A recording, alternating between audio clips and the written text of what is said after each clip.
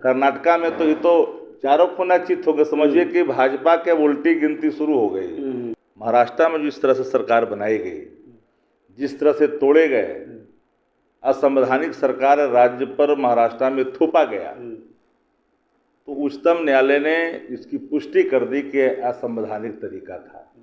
यही नहीं, मध्य प्रदेश में भी जो सरकारें बनाई वह भी गैर संवैधानिक तरीके से सारे एजेंसियों का इस्तेमाल होता है। भय बनाना चाहते हैं देश के अंदर में, लोकतंत्र को बिल्कुल कमजोर करना चाहती है, लेकिन देश का लोकतंत्र की जड़ें मजबूत है।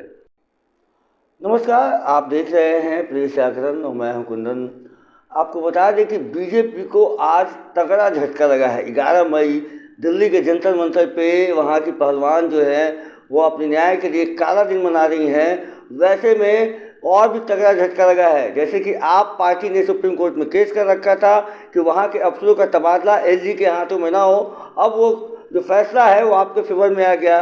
महाराष्ट्र सरकार जिस तरीके से बनी थी, दोबारा महाअघाड़ी की सरकार तोड़ी गई थी, उसे सुप्रीम कोर्ट ने गैर संवैधानिक कह दिया है। और कर्नाटका का चुनाव का जो एग्जिट पोल आया है उसमें भी तगड़ा झटका लगा है बीजेपी को। अब वैसे में विपक्षी दल जो है उसमें से एक राजद बहुत बड़ी विपक्षी पार्टी है, वो कैसा देख रही है 2024 को चुनाव को लेकर, हम उनके मुख्य प्रवक्ता शक्ति सिंह यादव से जानते हैं। शक्ति जी, ये बीजेपी के लिए काला दिन जो मना रही है महिलाएं पहलवान, तो सही में क्या 11 मई से काला दिन शुरू हो रहा है बीजेपी का? देखिए, महिलाओं की आह, गरीबों की आह। देखिए, एक बात आप लोग जान लीजिए, भारतीय जनता पार्टी के गैर संवैधानिक आचरण को सुप्रीम कोर्ट ने माना कि एक गैर संवैधानिक आचरण भारत की सरकार की है। महाराष्ट्र में जिस तरह से सरकार बनाई गई, जिस तरह से तोड़े गए, असंवैधानिक सरकार राज्य पर महाराष्ट्र में थोपा गया, तो उच्चतम न्यायालय ने इसकी पुष्टि कर दी कि असंवैधानिक तरीका था।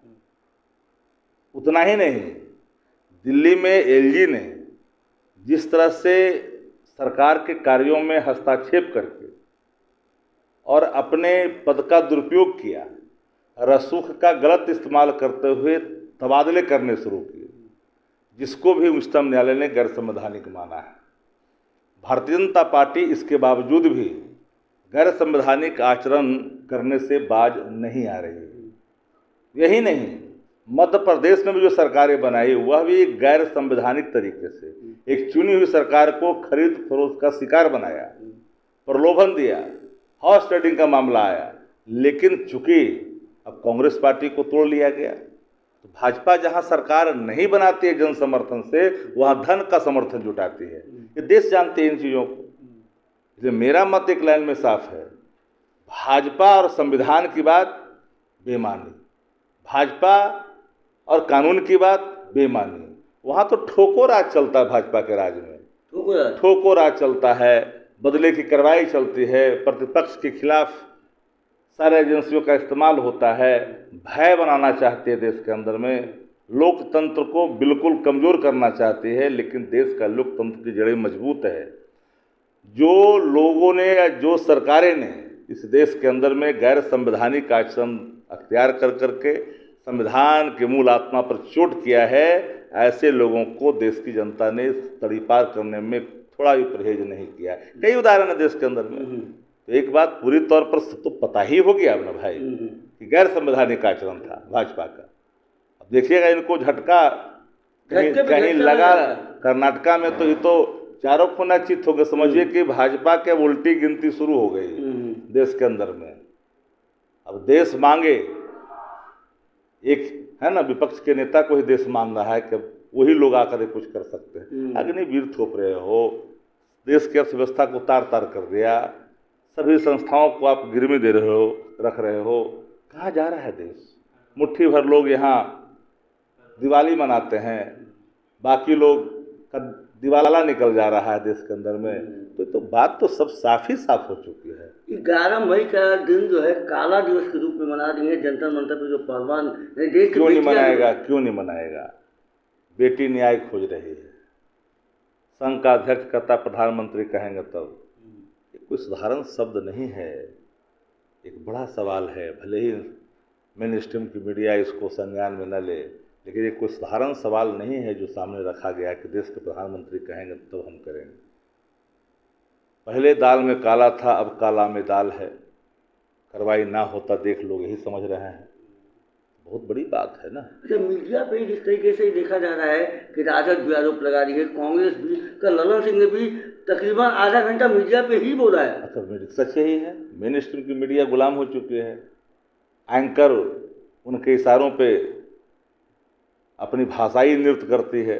अमीश देवगन ने तो यहाँ तक कह दिया ट्वीट करके कि अगर मोदी कह दें कि सांस लेना जरूरी है तो विपक्षी पार्टी इतना उनके खिलाफ में कि ये बोलने लगे कि सांस लेना नहीं चाहिए फिर।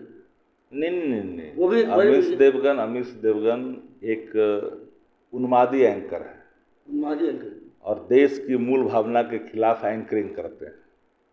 पत्रकारिता के एक धर्म होते हैं। पत्रकारिता लोकतंत्र का चौथा प्रहरी माना जाता है, जो देश के हित में काम करना चाहिए। सिर्फ और सिर्फ किसी की कसीदे पढ़ना पत्रकारिता नहीं है, चाटुकारिता है। चाटुकारिता करिएगा कि पत्रकारिता करिएगा तो तय करना है जो बैठे हुए हैं एंकरिंग में, लेकिन उनकी ही मजबूरी है, नौकरी चल जाएगी। कई लोगों की नौकरियां चली गई है देश के अंदर में, तो जिनको नौकरी बचानी वो चाटुकारिता कर रहे हैं। चलिए, जिस तरीके से भाजपा को तगड़ा झटका लगा है एक के बाद एक, वैसे में अब विपक्षी दल के जो प्रवक्ता हैं, नेता हैं, उनका बयान भी आना शुरू हो गया है। लेकिन बात जो है हमेशा अब विपक्षी पार्टी समझ चुकी है कि उसे मीडिया से जोड़ा जाना जरूरी है, क्योंकि 2024 का अगर चुनाव जीतना है तो मीडिया का भी, यानी जो कुछ मीडिया, जो गोदी मीडिया ये कहते हैं, उनका भी चेहरा उजागर करना है, तभी ये जाकर जनता के बीच में अपनी पैठ बना पाएंगे। अब बने रहिएगा हमारे साथ। धन्यवाद।